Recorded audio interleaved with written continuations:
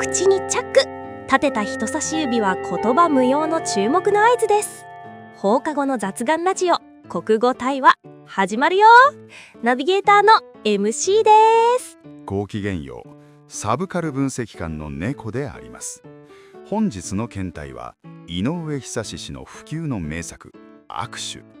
我々の世代の誰もが通過した教科書の聖典ですね。懐かしい。学校で読みました。でね、今回のサムネ用に恒例の画伯の最高傑作を描いてきたんですよ。じゃーん。タイトルは完全なる融合です。の？これは指と指が物理的に溶解して一体化している？まるでクローネンバーグ映画の融合個体ではありませんか。もう違いますよ。心の壁を取り払ったピュアな信頼関係を未来派のタッチで表現したんです。この後ろで輝いてるのが理想郷としての天使園です。眩しいでしょ？背景の幾何学模様がどう見てもパノプティコンに見えるのですが、 MC 氏の描く純粋さは時にアール・ブリュットの狂気すら凌駕しますね。褒められちゃった。この絵のように曇りのない瞳で物語を読み解いていきましょう。それじゃあどんなお話だったかおさらいですよ。了解しました。では産地が下がる前に客観的な事実を確認しましょう。あらすじの座標へ移動します。では早速物語のあらすじを見ていきましょう。舞台は戦後の仙台、児童養護施設光が丘天使園から始まります。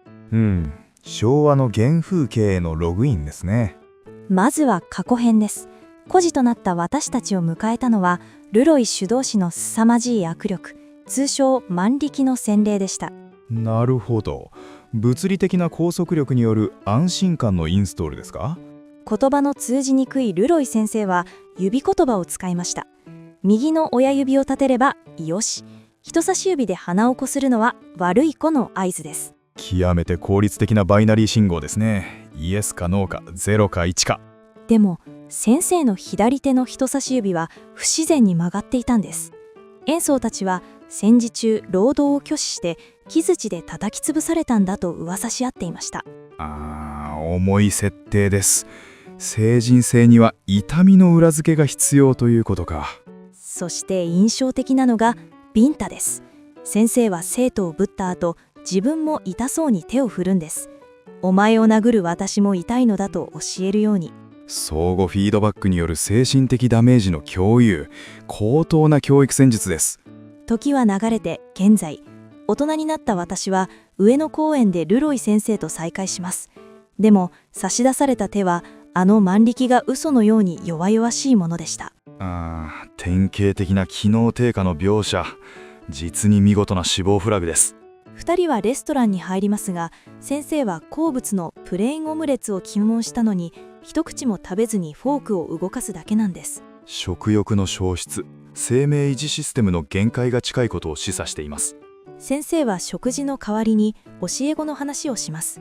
バス運転手になった上川くんは先生を見かけるとバスの中から親指を立てて合図を送るんですって。プロトコルの継承確認、遺伝子ではなくミームが受け継がれた瞬間だ。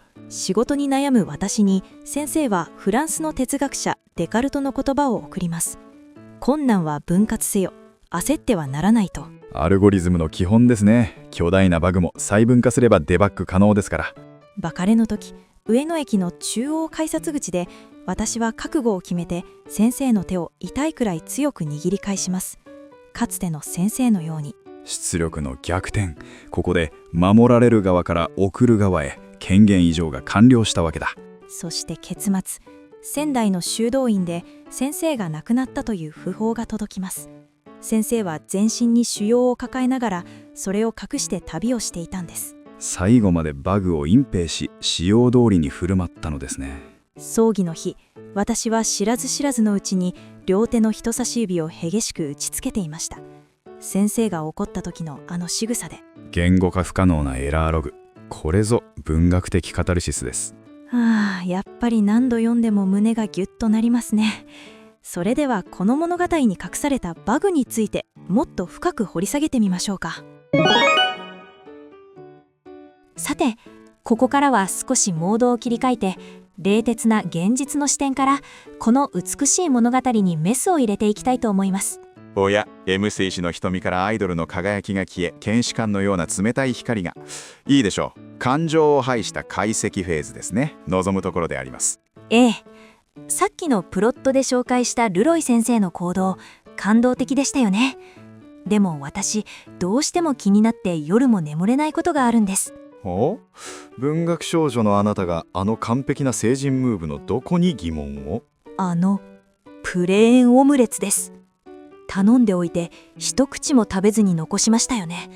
あれ、どう思います？どうとは、医学的に見れば腫瘍による消化器系の圧迫で嚥下が困難だったという悲劇的な身体機能のエラーログですが。は？胸がいっぱいであらへんがない。物理的に胃袋は空っぽやろ？急に OS が大阪のおかんに書き換わった。処理落ちしそうですぞ。西洋圏のオムレツ言うたら高いねんで。卵なんぼ使ってると思てんの。作ってくれたシェフに謝りよし、鳥にも謝りよし。確かにフードロスの観点からはエントロピーの無駄遣いと言えなくもありませんが、しかし彼は死にゆく身で。死ぬとか生きるとか関係あるかい。注文契約は成立してんねん。あんたもあんたや。先生食べないんですかやないねん。タッパーもらって持って帰りましょかぐらい起点聞かせな。タッパー。上野の高級洋食店でその発想はパラダイムシフトが過ぎます。 TPO というパラメーターが崩壊しています。もったいないお化け出るでほんまに。結局残すんかい。もううちが代わりに食べたかったわ。明日の朝ごはんにしたら1500円浮くやんか。この方は物語の情緒よりも明日の食費を優先する恐るべきリアリスト。これぞ生活という名の怪物。それにルロイ先生もルロイ先生や。全身腫瘍だらけでカナダから来るってあんたアホちゃうか。体大事にしなはれ。お言葉ですが MC 氏、それは最後の別れという儀式を完遂するための尊い自己犠牲でありまして。ちゃうねん。そんな体で人混みいって変な風邪でも移されたらイチコロやで。医療リソースの浪費や。医療リソース。確かに疫学的なリスク管理としては免疫不全状態での長距離移動は自殺行為に等しいですが。せやろ。会いたい気持ちはわかるけど、あんたが倒れたら誰が面倒見んの。病院のベッドでおとなしくしとき。治療費もただちゃうねんで。法医学的にも経済学的にも反論の余地がない。愛という名のブラックロードを美談にするなという強烈なアンチテーゼですね。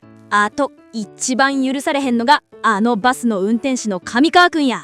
客乗せて何スピード出してんねん。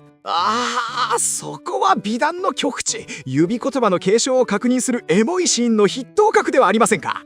危ないがな。運転手がよそ見して親指立てて爆走して事故ったらあんただけの命ちゃうねんで。乗客全員巻き添えや。賠償金なんぼ払わなあかんと思ってんの。道路交通法第70条3000運転義務違反。物理塩酸シミュレーターで見てもバスの質量で少しいれば運動エネルギーは致死量です。ルロイ先生もよしとか言うて親指立ててる場合ちゃい。そこは鼻こしって怒らな。安全運転が一番の高校やろ。知らんけど。出た、最強の責任回避呪文。知らんけど論理の迷宮を高技で突破された気分です。失礼しました。ついもったいない精神と母性が暴走してしまいました。怖かったですか？いいえ、 MC 氏の眼光に生命維持本能が警報を鳴らしただけです。解釈違いです。もう猫さんたら大げさなんだから。でもこうやって現実的な視点で見ると物語の美しさの裏にある危うさが見えてきますよね。感情という名のバグフィルターを外せばそこにあるのはコンプライアンス違反のざまですからね。現実って厳しい。さて、私たちのツッコミで少し涼しくなったところで、続いてはこちらのコーナーに行ってみましょう。さて、ここからは少しアカデミックに。この物語がなぜ全国の中学3年生の教科書に選ばれ続けているのか、その裏コードを読み解きましょう。ついにそのパンドラの箱を開けますか。これは単なる感動話ではありません。文部科学省が15歳の脳髄にインストールしようとした OS の使用書なのです。へえ、なんだか陰謀論みたいで怖いです。教科書ってもっと純粋ないいお話を集めたものじゃないんですか？教育とは意図的な刷り込みです。発達心理学的に見て、14歳から15歳という年齢は親殺し、すなわち保護者からの精神的自立を果たす重要なフェーズにあります。親殺し、物騒な言葉ですね。でも確かにこのお話、最後にお父さんみたいなルロイ先生が死んじゃいますよね。それです。今まで絶対的な強者だった大人が、実は弱く死にゆく存在であると認識させる。これこそが子供を強制的に大人にするための通過儀礼なのです。なるほど。だからあの万力みたいな握手が最後は弱々しい握手に変わるんですね。それを読んで私たちはショックを受けるわけだ。その通り。読者は守られる側からルロイの手を握り返す送る側へと権限移譲されます。この残酷な構造こそが教科書検定を通過する決定的な要因と言えるでしょう。わあ、私たちは文部科学省の手のひらで踊らされていたんですね。悔しいけどまんまと感動させられちゃいました。さらに深読みすれば、ここには隠されたカリキュラムが存在します。それは昭和的価値観の再生産、つまりシエヘンとメッシ方向の美学化です。製品？ルロイ先生が自分のご飯も食べずにボロボロの体でみんなのために尽くすあの感じですか？イグザクトリー。個人の幸福より集団への献身。痛みに耐えてこそ一人前。これは高度経済成長期を支えた企業戦士の精神構造そのものです。つまりこのお話は将来の社畜を育てるためのトレーニングマニュアルだったってことですか？社会学的にはそうなりますね。困難は分割せよというデカルトの引用も見方を変えれば、巨大な理不尽に疑問を持たず目の前のタスク処理に没頭せよという労働者教育とも取れます。いいお話だと思ってたのに、猫さんの解説を聞くとなんだか如来の書に見えてきました。物語を解読するのもまた文学の楽しみ方であります。学術的にはそうですが、純粋に泣けるのもまた事実。解釈違い上等の精神でいきましょう。もう猫さんたら性格がねじ曲がってるんだから。でも教科書の裏側にそんな大人の事情があったなんて目から鱗でした。お褒めに預かり光栄です。さて、理性と論理で解剖し尽くしましたが、最後はやはりあの場所に戻らねばなりませんね。はい、理屈も大事ですけど、やっぱり読んだ人の感想が一番ですよね。それでは教室を飛び出してみんなの声を聞きに行きましょう。キンコンカンコン。そろそろ放課後のチャイムが鳴っちゃいますよ。名残惜しいですが今日の授業も終わりですね。